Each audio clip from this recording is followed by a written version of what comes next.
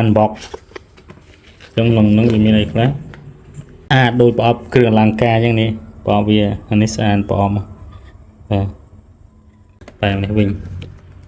នេះបាទនេះ motor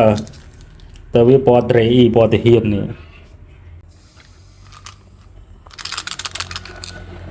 នេះផ្លែវាមកផប់មើលផ្លែកាត់វា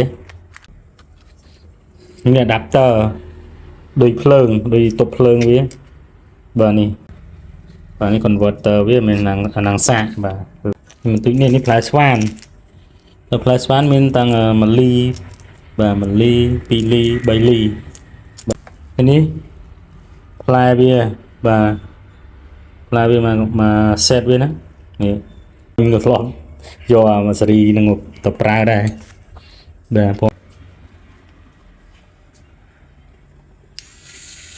នេះបើឡើងបងលន់តម្លៃ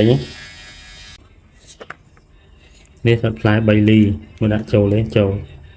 ចុចនេះវិញយើងមូលវិញបាទជាប់នេះចាំមានកលឹះវាតាក់ទៅចឹងបាទហេជាប់ហើយ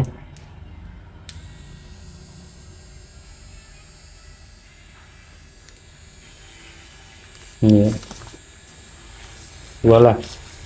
បាទនេះខ្ញុំក៏ review ប៉ុណ្ណឹងបងប្អូនណាចឹងបើសិនបងប្អូនយើងមានចំណាប់អារម្មណ៍ពួក motor ឆ្លាក់ក្រាមហ្នឹងបាទ015 71